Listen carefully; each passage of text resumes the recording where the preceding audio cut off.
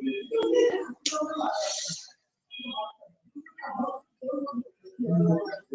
can start.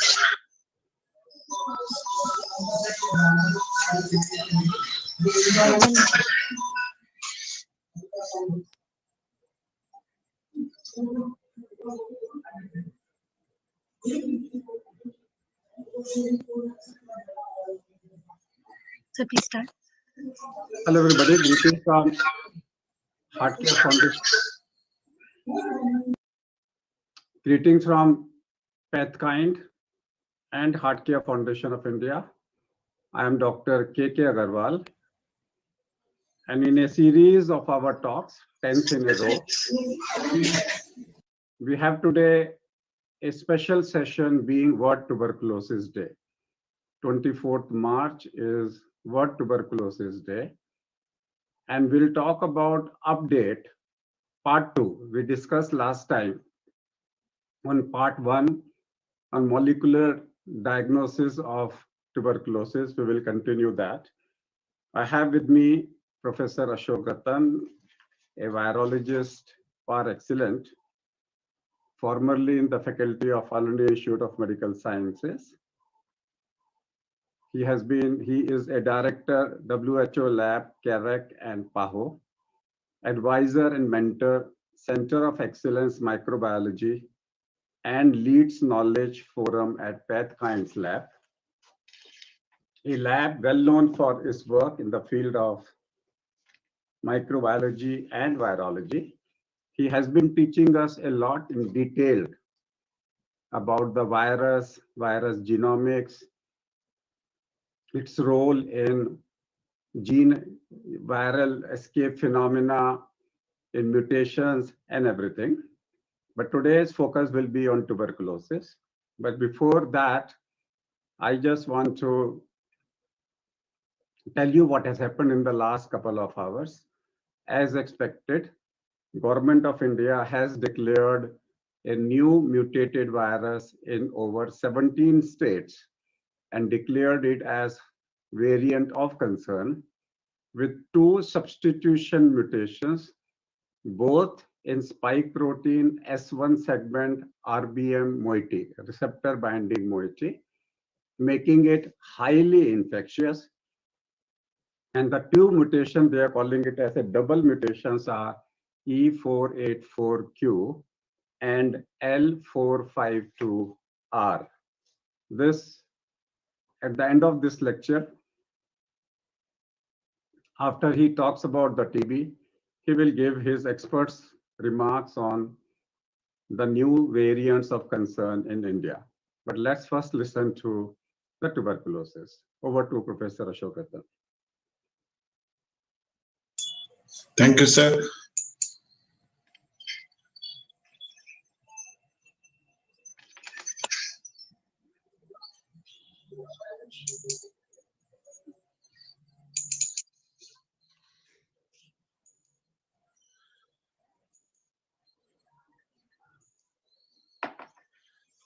So today we will discuss what the program management of drug resistance tuberculosis has designed for India. One, of course, is that the name from RNTCP, Revised National Tuberculosis Control Program, has been modified. Now it is known as National Tuberculosis Elimination Program. Today, 139 years back, Robert Koch, who was a general physician practicing in Göttingen, traveled to Berlin, the capital of Germany, and spoke to the physiologist of Berlin about his discovery of a bacteria that causes tuberculosis. Till then, tuberculosis was thought to be hereditary. He had initially gone to Professor Virchow, who was the professor of pathology in Berlin. And professor of pathology pushed him out of his room because he would not hear anything about a GP discovering bacteria causing tuberculosis. I have deliberately put up this. He used 94 guinea pigs, 70 rabbits, 44 mice, 9 cats. Of course, if Menka Gandhi was around, tuberculosis would not have been discovered. But this is for my young colleagues to remind them that when they discover something new, they must be thorough in what they do. And so Robert Koch, a general physician of Polish descent working in Göttingen, indicated that a bacteria which has some properties of fungus. So finally it was known as mycobacteria, because in liquid culture it grows as fungus, as mycelia kind of growth. So that is why this is the bacteria which causes tuberculosis. Now in 2018, many heads of state met in New York and promised that they would help fund a strategy towards ending tuberculosis. The aim is to diagnose and treat 40 million people with tuberculosis. It has to start with early diagnosis of tuberculosis and universal drug susceptibility testing. Microbiological detection of TB is critical. And so instead of clinical diagnosis or radiological diagnosis, microbiology for the first time was stressed. Most appropriate and sensitive method should be used, and they should follow approved algorithm.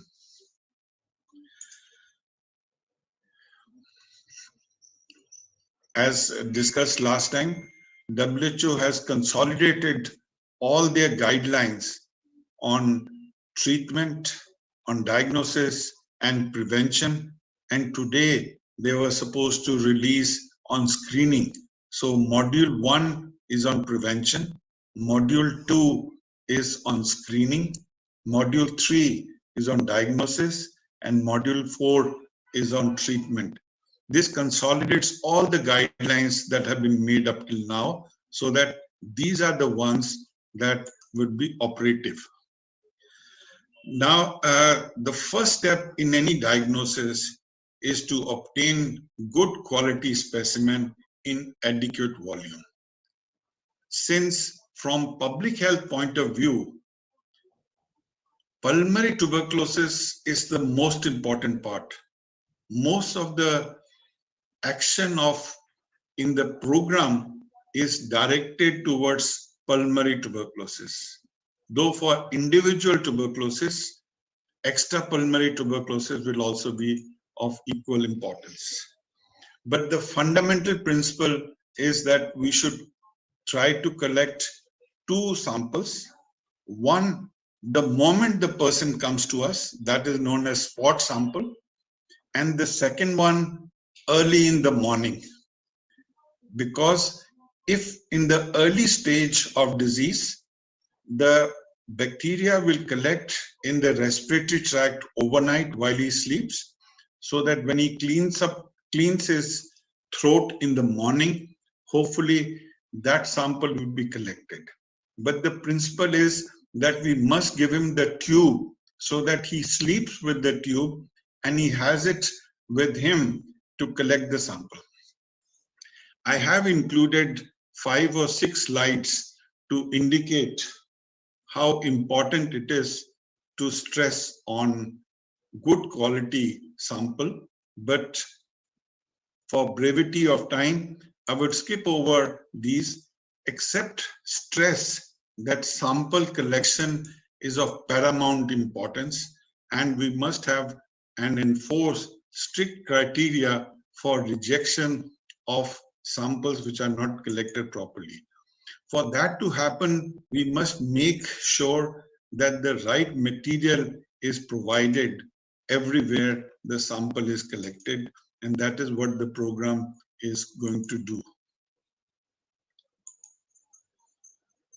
This is the Falcon tube, which is recommended so that the sputum will not have to be transferred, because the sputum can be decontaminated in these tubes and the sample need not be transferred from whatever container it is into these tubes. So the algorithm that has been approved is that it has 3 arms. One is for presumptive tuberculosis. So persons who have fever for more than 2 weeks, persons who have loss of weight and have cough for more than 2 weeks will fulfill that. All notified TB patients would be the second one, and non-responders to treatment. In presumptive tuberculosis patients, the focus is on people living with HIV, extrapulmonary tuberculosis, smear negative or nucleic acid negative with X-ray suggestive of tuberculosis, including pediatric patient, vulnerable population, and contacts of drug-resistant tuberculosis. And the first test that must be offered is nucleic acid amplification test, which for short we know as GeneXpert. And of course, our own TB NAT has also been approved. So either GeneXpert or TB NAT would be tested here. This will either detect rifampicin, either rifampicin sensitive will either rifampicin is resistant or not resistant in those which are found to be positive. So both the tests would detect, one, whether Mycobacterium tuberculosis is present or not present. And if it detects that yes, it is present, the second question that it addresses is it rifampicin sensitive or not? If the person is rifampicin sensitive, then a first line probe assay needs to be done so that we rule out INH monoresistance. If INH monoresistance is there, then maybe a fluoroquinolone needs to be added to the treatment. But the focus normally is if rifampicin resistance is detected. If rifampicin resistant is detected, then there would be first line LPA and second line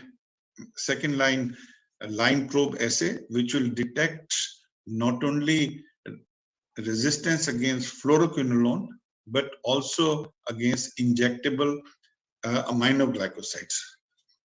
Along with that, since there are new drugs which have been made available, and for that molecular methods are not available, so drug sensitivity, that is phenotypic drug sensitivity against moxiflox, linezolid, clofamazine, pyrazinamide, bedaquiline, and delamine would also be done.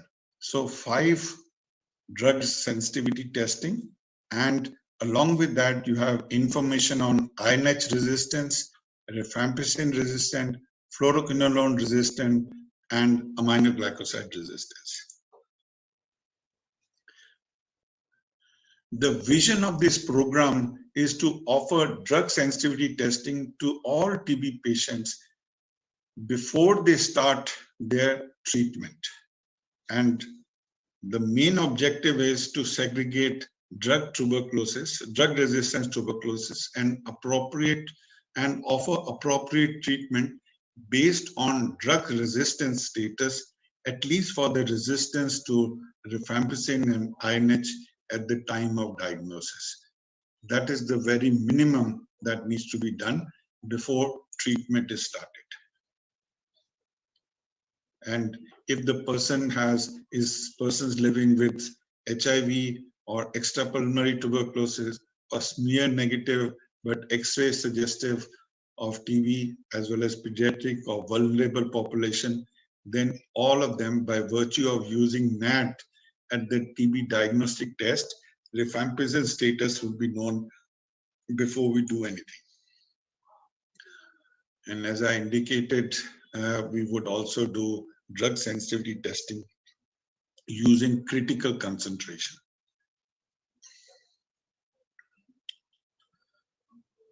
This is explaining. GeneXpert Robol cartridge. The cartridge is made up of 4 distinct parts: the cartridge body, the valve body, the foot, and the lid. Let's investigate how the GeneXpert cartridge works. First, pipette your sample into the sample area of the cartridge and place the cartridge into an empty bay in the instrument. When the instrument begins, a plunger rod lowers and the valve body rotates to the first position. It activates the plunger, which draws the sample into the central tube. The valve body rotates to position 2 and dispenses the sample through the active area. Here we see the organisms being trapped on the filter, while the remaining fluid is dispensed into a waste chamber. The valve body again rotates into position 3. Then it draws the first reagent into the central tube and through the active area. The piston then rotates into position 4, drawing the second reagent through the active area. At this point, a sonic horn is engaged against the base of the valve body. Here we see the sonication, which breaks apart the organisms and releases the genetic material. Once the sonication is complete, the piston will push the liberated genetic material into the chamber that contains the first 2 reaction beads. These beads dissolve into solution with the genetic material. The piston again rotates now to position 5 and pumps the solution into the reaction tube at the back of the cartridge. After thermocycling, the plunger returns the solution into the central tube, rotates the valve body, and pumps the solution into another chamber, where a second set of 2 reaction beads are dissolved. The piston again draws the solution back to the central tube, rotates and then dispenses the solution into the reaction chamber, again for a second round of thermocycling. Here we show 6 color detection in process. At this point, the assay is complete. So GeneXpert, also known as CBNAT in India, is a closed cartridge-based system. It is like point-of-care testing. It detects in 90 minutes time whether the sample contains Mycobacterium tuberculosis and whether the sample contains Mycobacterium tuberculosis, which is rifampicin sensitive or resistance. This is all that it can do.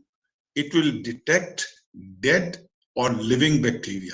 So for diagnosis, GeneXpert is very good, but it cannot be used for prognosis to find out whether a person is responding or not. There the culture will be done, because culture will detect only living bacteria. Dead bacteria or damaged bacteria, the DNA will still be detected by GeneXpert. It will detect 131 bacteria per ml of the sample.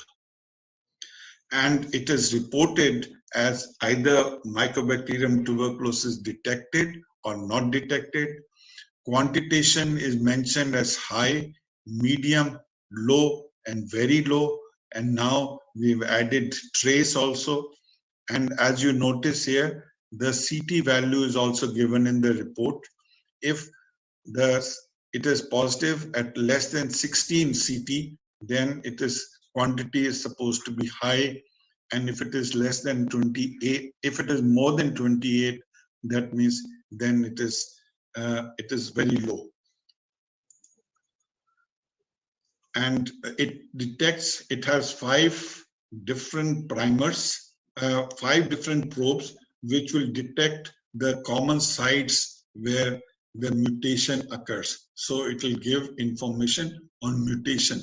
In 96% of cases, the mutation occurs within this 81 base pair gene. Only in about 5%, 4 to 5%, the mutation can be elsewhere. So there can be some discrepancy sometimes.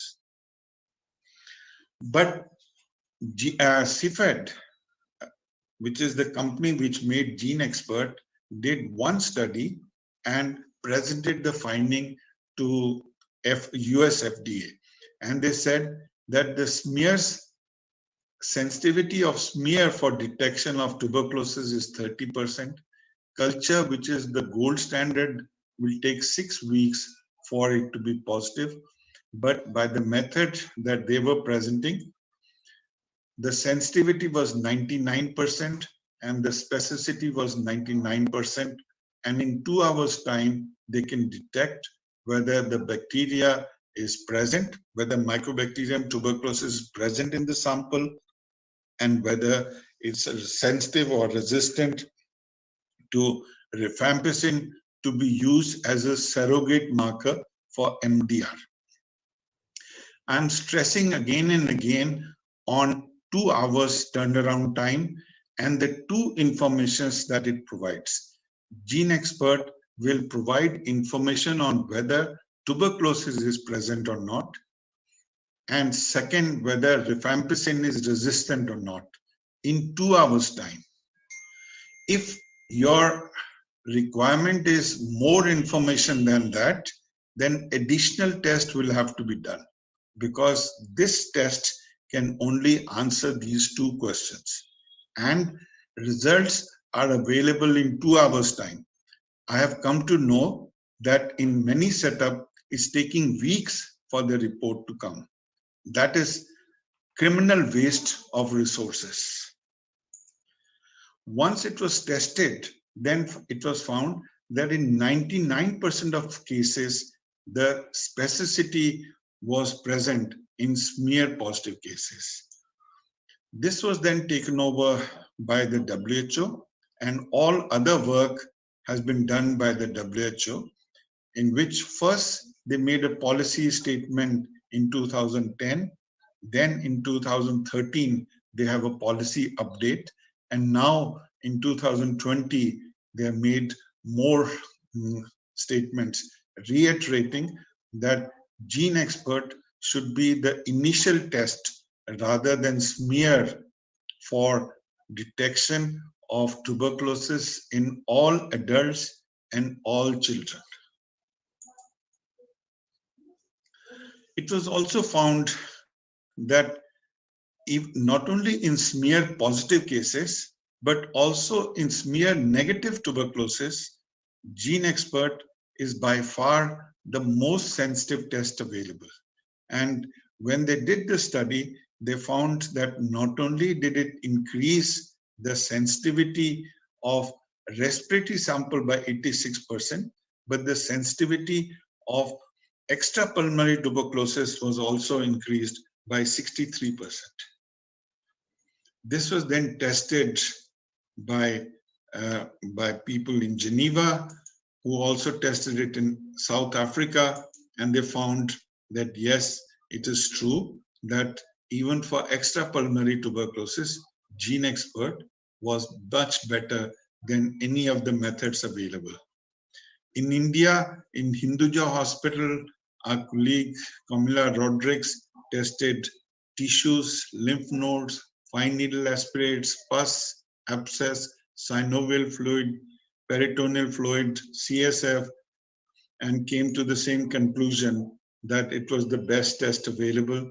This was confirmed by colleagues from CMC Vellore and from AFMC Pune. And as a consequence, GeneXpert has been recommended not only for pulmonary tuberculosis, smear positive or smear negative, but also for extrapulmonary tuberculosis. Subsequently, they analyzed and they found that though specificity of GeneXpert was excellent, but in paucibacillary infections like tuberculous meningitis, in pleural fluid, in endometrium, or in pediatric cases, the performance of GeneXpert, though better than anything else, it was still suboptimal. Consequently,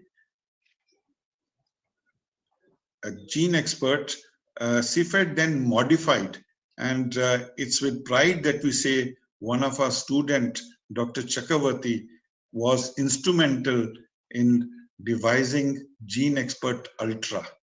GeneXpert Ultra is 8 times more sensitive than GeneXpert, and it will detect up to 16 colony forming units per ml. It had many changes which were made. Instead of single RPOB gene, it detects multiple copies. It uses melting curve analysis. The reaction from 25 microliter is in 50 microliter. The result is available in 90 minutes rather than 120 minutes. Limit of detection has now become 16 CFU rather than 131, without any change in cost or the size of the cartridge, so that the same instrument could be used. In government setup, it is available free. In private setup, it's available at some fixed cost, and GeneXpert Ultra is recommended for paucibacillary samples from pediatric patients, extrapulmonary tuberculosis like CSF, lymph nodes, tissues, and fluids. In CSF, a study indicated that GeneXpert Ultra detected more samples than any other methodology. In another study, normally is presumed that culture and GeneXpert are equally sensitive, but as you notice here, the red bar indicate GeneXpert Ultra, which was more sensitive than culture, which is the yellow bar, or GeneXpert, which is the blue bar. If rifampicin resistant is not detected, then a person is tested for INH mono resistance, but the treatment is continued with the same. Some persons have indicated that along with INH, rifampicin, ethambutol, pyrazinamide, you can also add moxifloxacin or levofloxacin.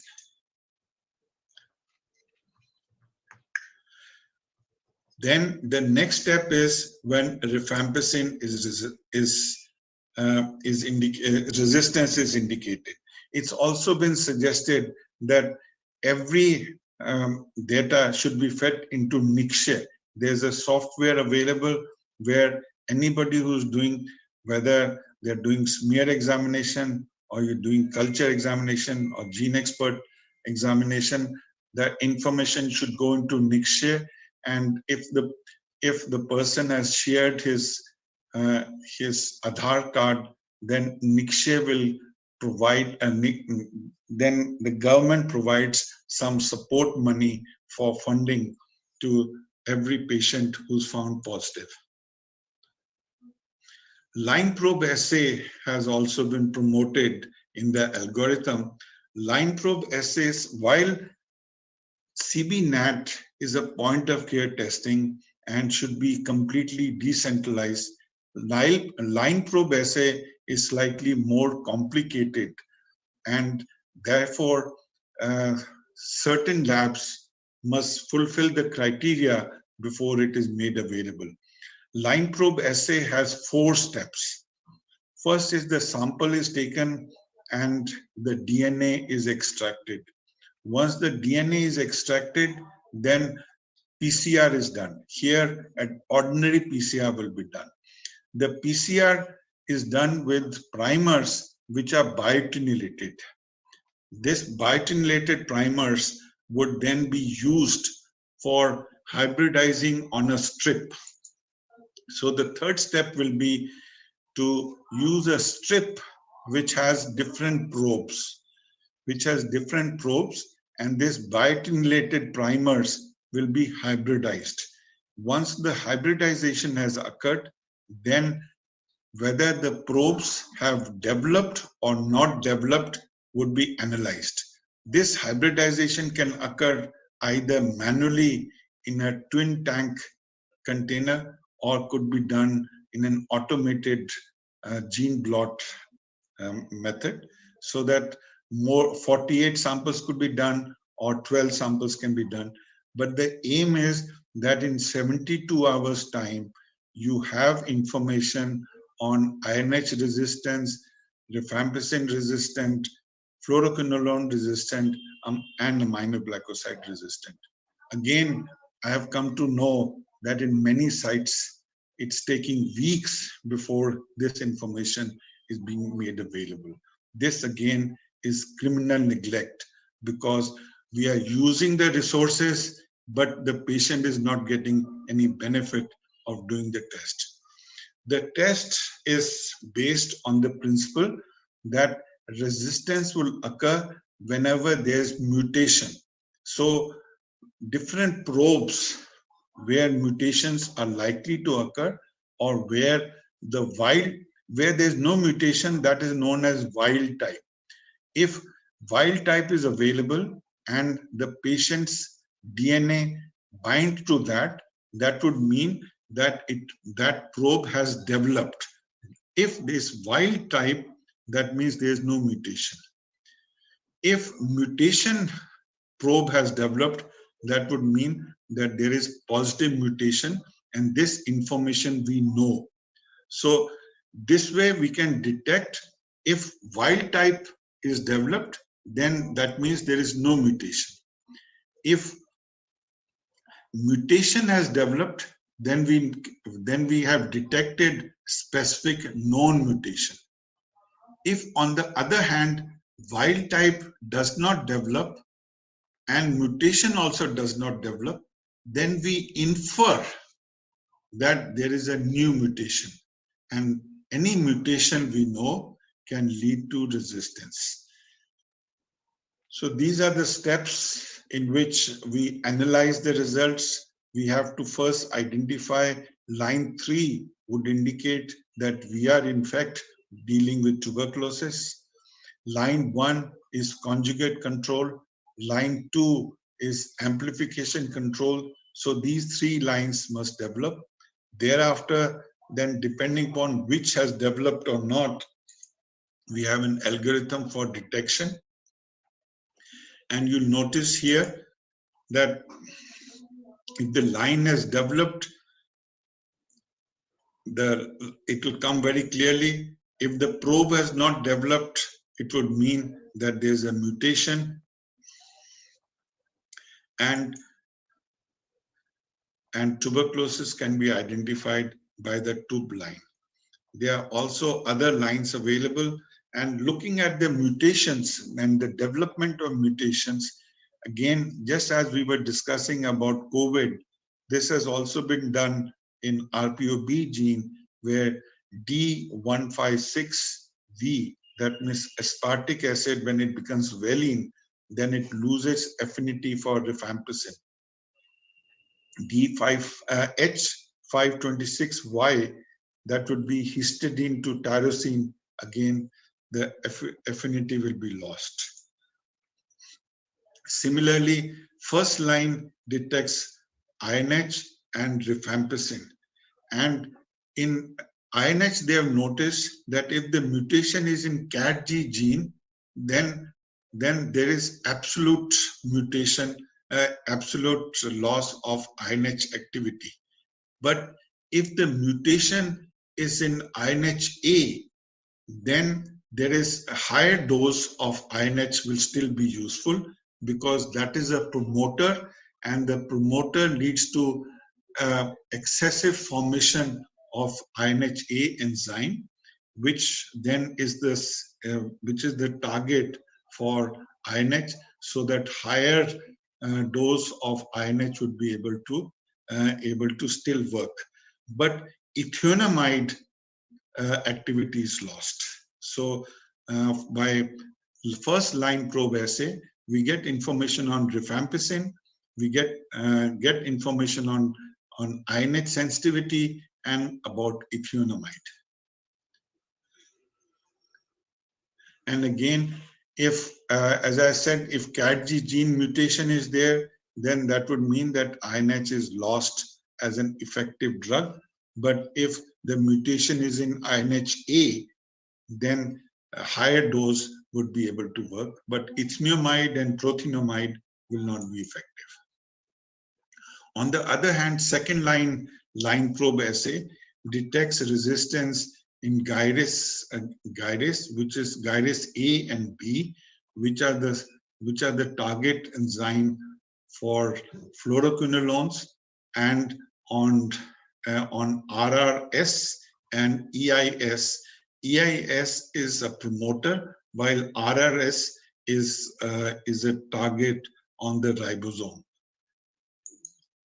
Now, it's been seen that of the two fluoroquinolones which can be used, that means levofloxacin and moxifloxacin, sometimes levoflox activity is lost, but moxiflox still can be used. So the recommendation at this moment is that if you have fluoroquinolone resistance, you should do sensitivity against drug-resistant sensitivity by the phenotypic culture method against moxiflox, because in many mutations, moxiflox may still be active.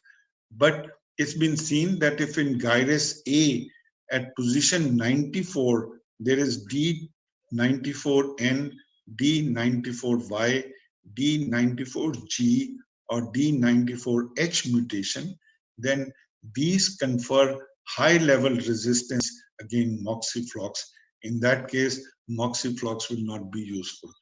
Again here, if the probes develop, then we know that if it is wild-type probe, that means there is no mutation. If it is a mutant probe which has developed, that means that mutation is present.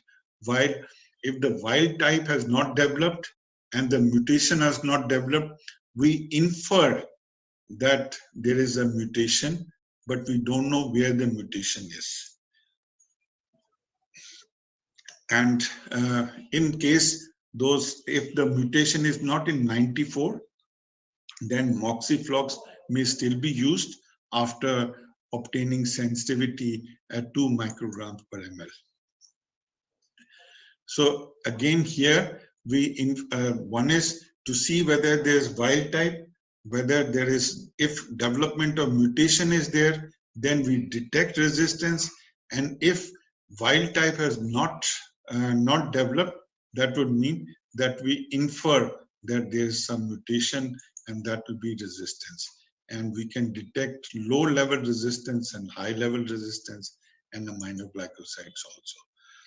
So overall, in the first line and second line drugs, and of course, we've had a change in definition. The advantage now is that we can detect resistance in rifampicin resistant in 2 hours time, in practical the next day, and in 72 hours by the LPA.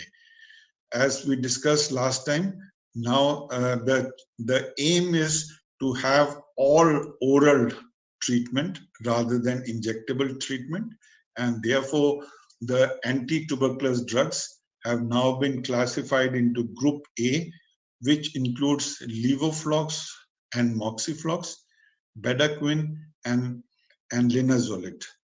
Group B includes clofazimine and cycloserine. And group C includes ethambutol, delamide, pyrazinamide, imipenem, cilastatin, or meropenem, amikacin, streptomycin, ethionamide, or prethionamide, and para-aminosalicylic acid. Para-aminosalicylic acid is, of course, oral, but all other members in this are the injectable ones, so they have been deprioritized. The aim is to choose three drugs, if possible, from group A, take one or both from group B, and take only whatever is required depending upon resistance in group A and B from group C. At least 4 to 5 drugs must be given in any case of any DR tuberculosis. The definition of XDR, pre-XDR has now been modified and XDR has been modified, and phenotypic drug resistance against 5 drugs have been recommended: moxiflox, linezolid, clofamizine, delamide, and pyrazinamide. And this is used as critical concentration in a method known as BACTEC, MIGIT, Mycobacterium Growth Indicator Tube. This indicator tube would have, this is based on the principle that if more than 1% of the bacteria is resistant to that critical concentration, then that drug will not be useful. And the results are available in about 7 to 8 days' time. And here, when the bacteria grow, then they will consume oxygen so that when exposed to ultraviolet light, orange color will be there. If orange is present, that means the bacteria has grown. We had my colleague, Dr. Bansidhar Rai, who's now in Max Hospital, and I, when we were in SRL, we had tested 500 samples simultaneously by both MIGIT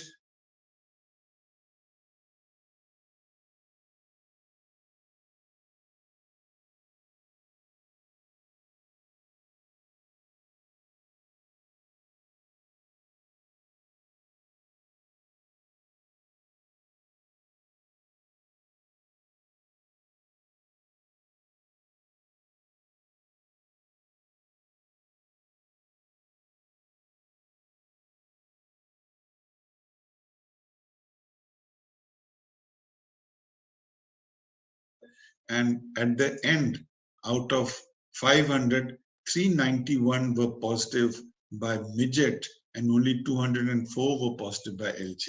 So MIGIT is the new gold standard for culture of Mycobacterium tuberculosis, as well as for drug sensitivity testing. The new method, new consolidated guidelines mentions about molecular assays, loop-mediated isothermal amplification, first line LPAs, second line LPAs, and lateral flow urine lipoarabinol Menon assay, which is an antigen detection, but this is useful only in HIV patients who you would like to investigate for the presence of tuberculosis.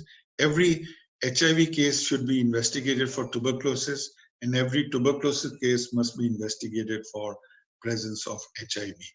But lipoarabinomenon is present in the urine only in those who are HIV positive and infected with tuberculosis. So the guidelines now say that it should be the initial diagnostic test for every time you suspect tuberculosis. This should be the initial diagnostic test. Since GeneXpert Ultra is very sensitive, so in children, instead of gastric lavage, sputum and gastric lavage may still be useful, but stool is another example where we can find out pediatric tuberculosis by using stool examination. In adults, GeneXpert Ultra would be the would be the test of choice. GeneXpert Ultra with combo with culture would give you the fastest results. And same is the case for TB meningitis, extrapulmonary tuberculosis. GeneXpert Ultra with combo would be the tests that should be used.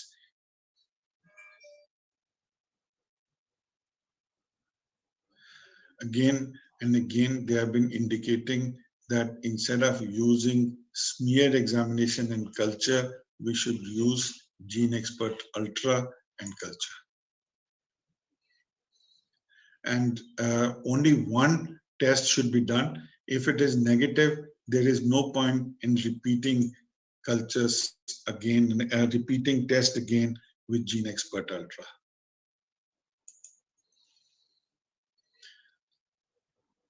one gene expert test is what is recommended.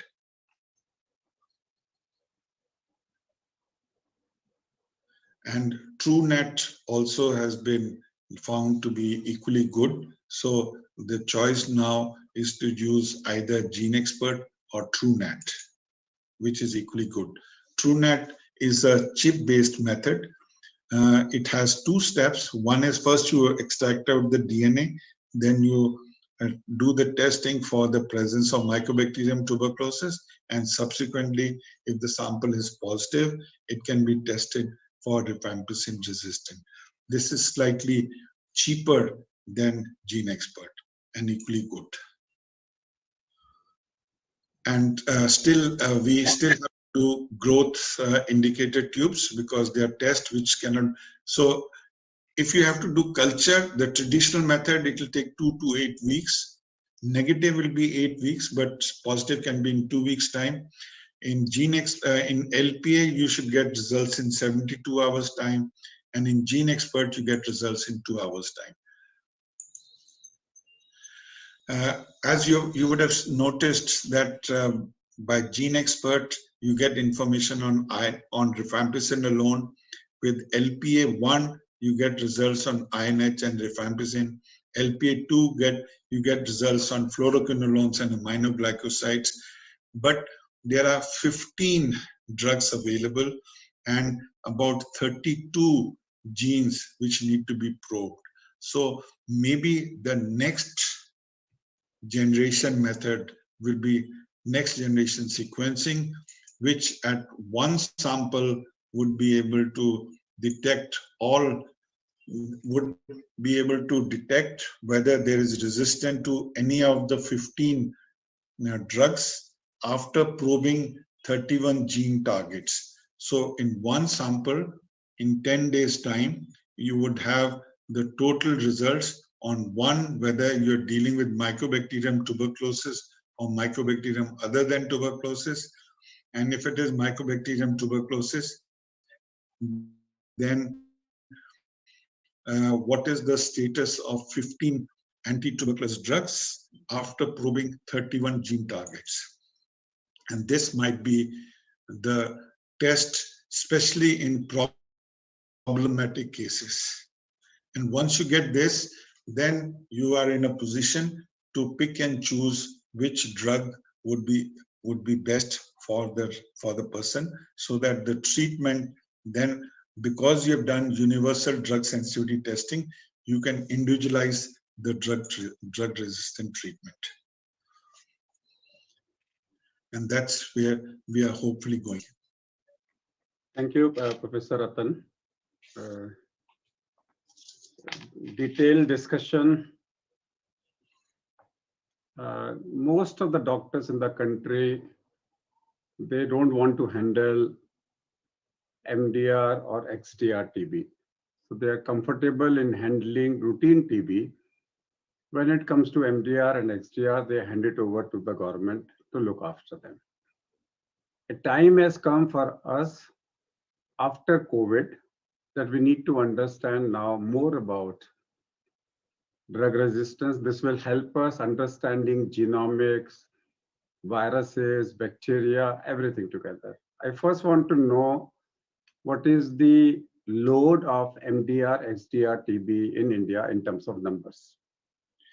So various, they in a way indicate that if we have 7 to 8 million cases, about 500,000 patients are suffering from drug resistance. But I would say these are all guesstimates, so that depending upon where you're located. I remember when we used to be in AIIMS, and in Jain Pandey would get about 60% of all his patients will be drug resistant. But of course, at that time, people from TRC Madras will say resistance is only 0.5%. So I guess it will depend upon which place. So I say is that every doctor will encounter at least one patient. If it is 5 lakh doctors practicing, and then 5 lakh cases, which is 500,000, would mean that every doctor will encounter a drug resistance. Number 2, how common is drug-resistant and extrapulmonary tuberculosis? So recovery has started now because early on, extrapulmonary tuberculosis, there was no the processing, the culture would not be undertaken because tuberculosis, and it's good in extrapulmonary, but it is suboptimal. Now with GeneXpert Ultra, which was made available from last year, I'm sure more and more samples are going to come, and they will then be then all the drug resistance will be done. So you will find that more isolates will occur.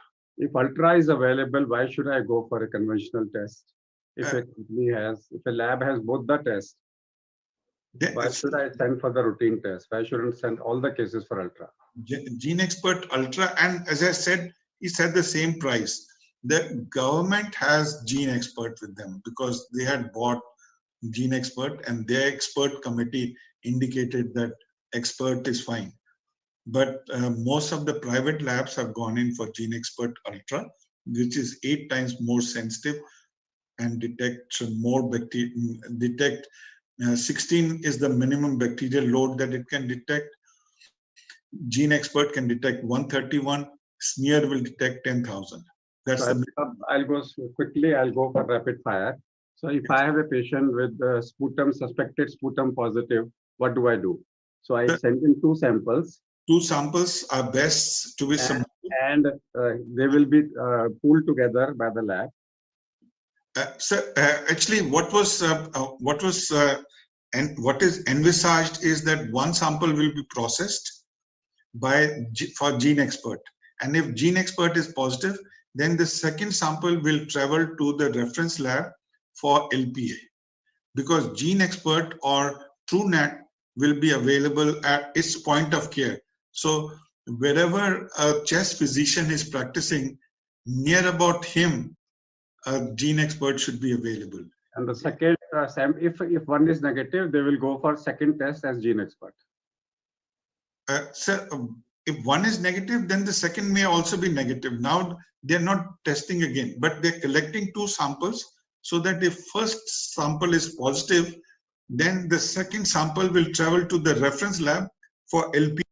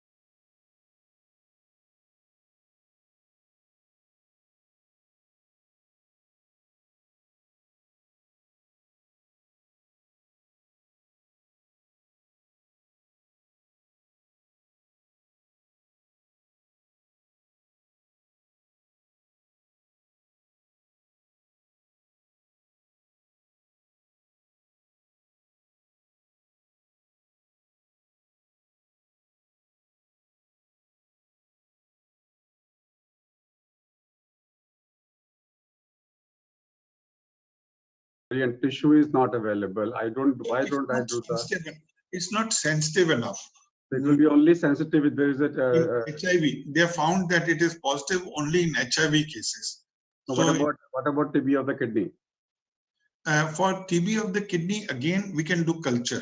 So again, LAMP, not enough bacterial load is present for TB. Culture is more sensitive than LAMP testing in non-HIV patients. Then, and the culture report you say is maybe available in the first week if the load is very high. If the load is high, first week we have a lateral flow where if the bacteria is present, and this, when we put that in the tube is placed in the incubator, and every 10 minutes it is monitored round the clock on whether there's fluorescence developing. And fluorescence will develop when the oxygen is consumed by the growth of bacteria. So in as little as 7 days time, then if it is present, it will start blinking and there'll be an audible sound, so that the technician cannot ignore it. Even if the lab is not working 24/7, the moment he enters, there will be blinking sound, blinking and sound will be there, so that he is supposed to take out the tube, make a smear, as well as a lateral flow test is available, which will confirm whether it's Mycobacterium tuberculosis. So in 15 minutes time, from the time we touch the tube, we know whether we are dealing with Mycobacterium tuberculosis. So this becomes an urgent call to the client to tell them that that Mycobacterium tuberculosis have been isolated, and now what is to be done? Because for cultures, then it will have to be subcultured into 2 tubes and 2 dilutions. One is 100-fold dilution or 100-fold concentration, and then we would test whether whether it is resistant or not. So I will suggest one thing to PathKind. Sir? I don't know whether they already have it or not. When I was interacting with the HEX, I'm talking about 30 years back, they were promoting their anti-rabies vaccine. So they had a dedicated helpline. They were providing the vaccine, but they also had a free dedicated helpline that you call them and he says, "Mere kutte ne kaat khaya," they will suggest you what to do, what not to do. Sir, in case PathKind can have, talk to your management. If a PathKind can have a dedicated line for 3 to 6 months, so that any doctor who is suspecting of TB calls up that line, ask, "This is the situation, guide me what to do, which test, how, what is the interpretation," because then he is taught that interpretation. This shouldn't happen that a report comes and he is blank, because what we have taught in the last 2 sessions would take at least 6 months of a training for a doctor to interpret and understand. So if we start guiding him, so then what will happen is lots of doctors will get associated. If we have a centralized helpline, doesn't have to be 24 hours, even if it is for 4 hours a day, a doctor is being hired and who guides the people what tests to do. The company will get more tests, doctors will be educated, more and more doctors will try to understand XDR and with that they will be able to understand lots about HIV management also.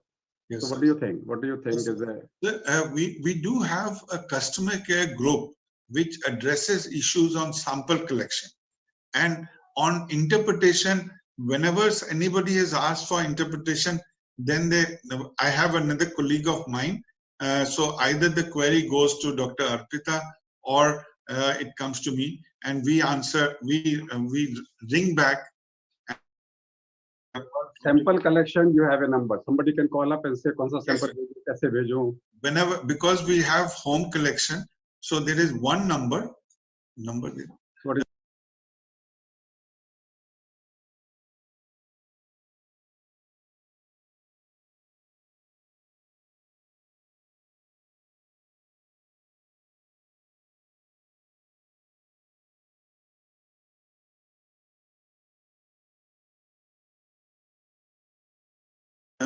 there is one number where if you ring up, then that is manned between 8 a.m. and 8 p.m. and they would then send a person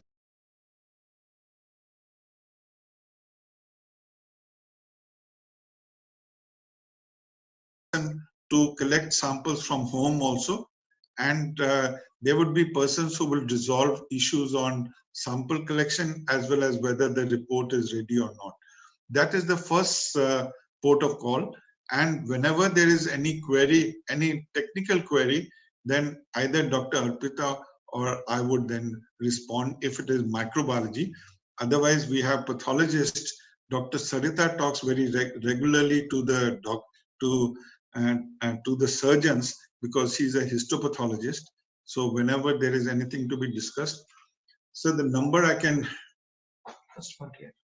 share the number. It's 782-784 and 4 times 4.